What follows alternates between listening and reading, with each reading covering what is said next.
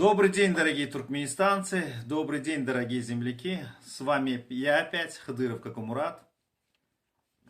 Сегодня опять 18 мая 2022 года. Не смог просто выдержать и просто все бросил. Находился в спортзале, в джиме. Слушал наших этих, так сказать, как вам сказать, активистов, не активистов. Ну, кто на этой более лужайке активничает. И послушал нашего Тартюфа. Ну, каждый раз я себя убеждаюсь, понимаете. Сначала, у меня дилемма, понимаете. То ли он реально Тартюф, то ли он глупый человек, да.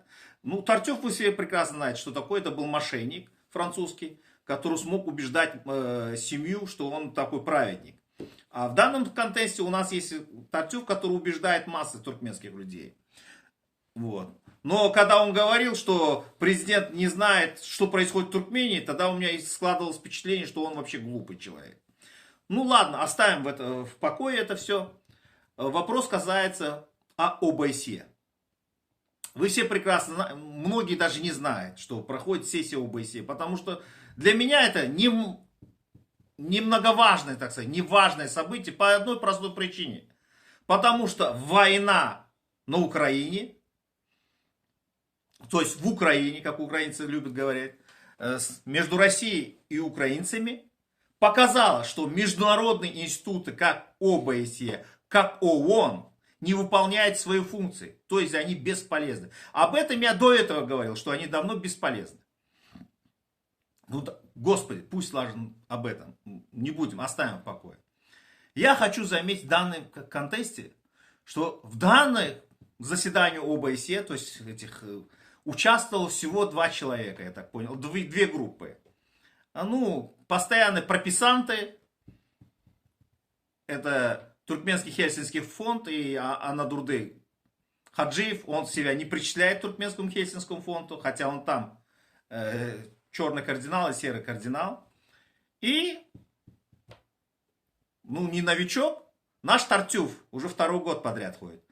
Что-то случилось с семьей Домом Серебряник, они что-то не участвовали, они, может быть, разочаровались в этом во всем.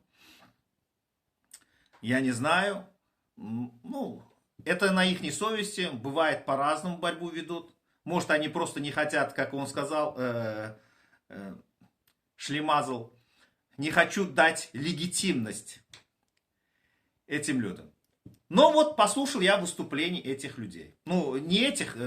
Хельсинский фонд молчит, он всегда молчанку играет. Они только умеют этот пресс-релиз 11 организаций объявлений сделать, и все, на этом функция правозащитная у них заканчивается.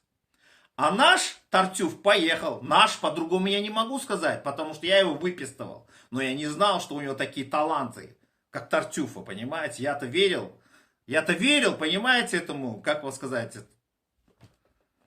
Мухтарову, Аблязову, что он мне нормальный человек подсунул.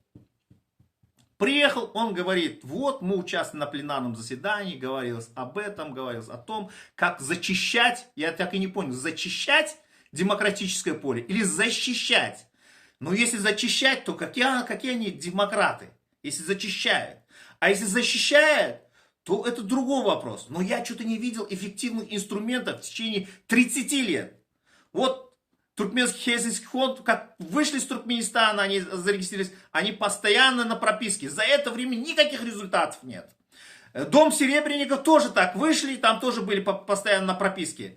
Ну, а этих шведских, так сказать, пенсионеров, один из них тоже был постоянный участник. Они все уже были там, уже на слуху, они просто уже ездить надоело. Но Тартюфу уже надо же новые, понимаете, идеи. Новые люди, новая аудитория. Опять надо, и туркменскую аудиторию надо, понимаете, вовлечь что-то такое интересное. Наобещать. Вот у меня интересный вопрос.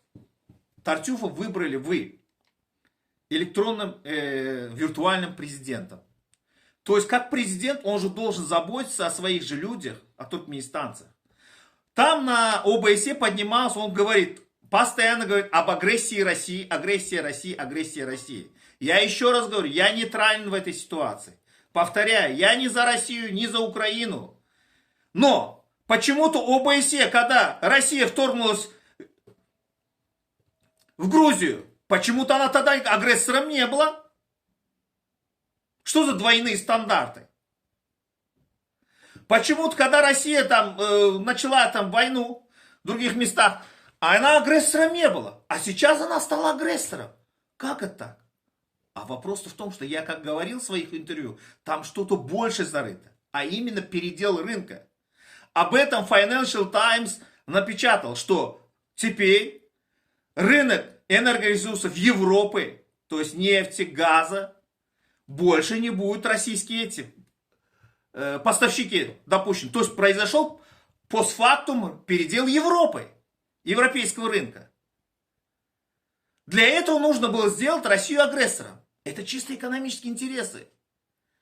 Ну ладно, агрессором Россию вы назвали. Дальше. Вы как электронный виртуальный президент должны же заботиться о людях, о туркменистанцах. Например, если бы я был бы там, участвовал, я поднял вопрос, почему туркменские студенты, которые выехали с Украины, большинство из них без паспортов, просроченными паспортами, не могут получить регистрацию в Европе. Многие из них сидят в лагерях беженцев. Почему? Почему-то украинцы махом все получают. А чем? Если мы человеческие права, если одинаковые должны быть, мы же смотреть должны, что все права, как мы защищаем права человека. Почему об этом Тартюф не поднимает? Вопрос, не поднял даже. Что за... Я даже не могу сказать, что это что-то. Я просто говорю, Тартюф, этим словом все понятно. Много чего можно было сказать там на этой европейской площадке. Но почему-то не решились вопросы. Почему туркменистанцы верят в эту организацию? Вы зададите вопрос, ты не поехал? Почему? Да, я не поехал. Во-первых, я скажу, у меня с документами не в порядке, потому что у меня с выездными документами просрочены. Я сейчас их делаю. Во-вторых, вот даже в этом заседание ОБСЕ, я думал, всегда проводится в Варшаве на 1 сентября, там где-то месяц сентября. Но тут раньше началось. Ну даже об этом наши правозащитнички, и даже включая Тартюф, хранили тайну туркменскому всему пространству, ютубному пространству, об этом не говорят. У меня есть товарищ, который страдает, он пострадал в Туркмении. Он реально пострадал, жестко пострадал. Вот он хотел поехать на это заседание ОБСЕ. Я ему говорил, отслеживаться. Он понадеялся своим знакомым. И в итоге он опоздал. Ему дали буквально за 2-3 дня. Про регистрацию сказали. И в итоге он не попал. А ему есть что много сказать про Туркмению. Это не те Тартюфы, не те Кесарские фонды, и не Дом Серебряник, или что. Это реальный человек, который пострадал. И пострадал за дело. Но, вот видите в этом-то, это все закрытая корпорация правозащитничков. Я так и называю правозащитнички. Потому что у них самая главная цель получить деньги, разделить между собой, а других не подпускать. А другие не хотят даже к этим деньгам притрагиваться. Потому что порядочный человек знает, если он возьмет копейку, он будет обязан отвечать за эту копейку. Тот, кто платит, тот танцует. Поэтому ваш покорный слуга Хадыров Кахамрат ни от кого копеечку не получал. В отличие от них. Спасибо всем за внимание. До следующего эфира. В воскресенье, надеюсь, встретимся.